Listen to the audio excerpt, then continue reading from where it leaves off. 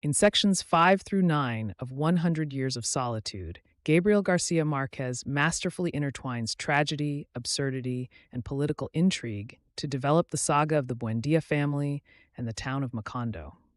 These chapters mark a transformation in the family's generational tale, blending fantastical elements with the stark realities of human nature and societal flaws.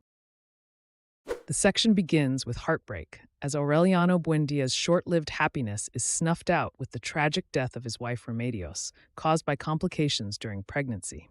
This melancholy event sets a foreboding tone that permeates the Buendia household, foreshadowing future sorrows and hardships. The patriarch, José Arcadio Buendía I, succumbs to senility, his mind so plagued by visions of the ghost Prudencio Aguilar that these apparitions become a reality for him. Despite the family's efforts to constrain his increasingly wild imagination, they can only manage to tie him to a tree, symbolizing their inability to control the merging of fantasy and reality that defines their existence. Garcia Marquez juxtaposes these tragic circumstances with sharp religious satire. Father Nicanor Reyna, Macondo's first priest, attempts to instill faith among the townspeople through miraculous displays like levitating after drinking hot chocolate. These absurd spectacles reflect Garcia Marquez's critique of religious dogma and the gullibility of society, blending humor with pointed commentary. The arrival of the enigmatic Pilar Ternera and the birth of Aureliano José highlight Macondo's fertility and the Buendía clan's prolificacy. Yet, with the return of José Arcadio II, Macondo witnesses a seismic shift in its moral landscape.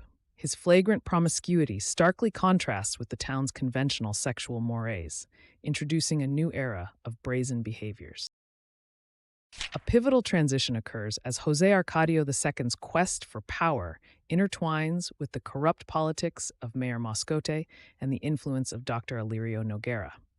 This catalyzes Colonel Aureliano Buendia's transformation from an apolitical figure into a revolutionary leader of the liberal rebellion.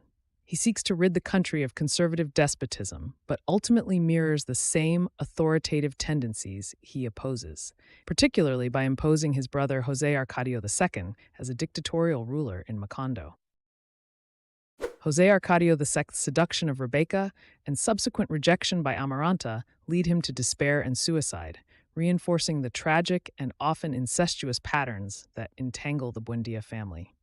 Yet, comedic relief punctuates the narrative as young Arcadio naively attempts to seduce his own mother, Pilar Ternera, resulting in a theatrical misdirection orchestrated by Pilar. Colonel Aureliano Buendia's military career burgeons with bloodshed. Yet, as his disillusionment grows, he perceives the futility and absurdity of his cause.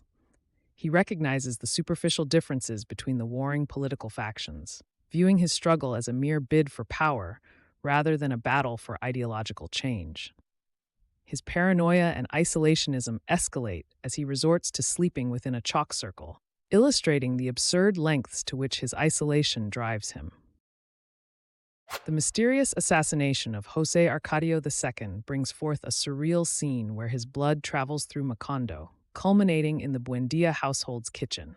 Garcia Marquez's lyrical description underscores the blend of fantastical and realistic elements, leaving an indelible impression of the omnipresent, almost magical quality of tragedy within the Buendía lineage. In these chapters, the narrative delves deep into themes of political corruption, the cyclical nature of history, and the intersection of fantasy and reality. Garcia Marquez also highlights the familial legacy of tragedy that grips the Buendía family, weaving an intricate narrative of human desires, failures, and the inexorable march of time.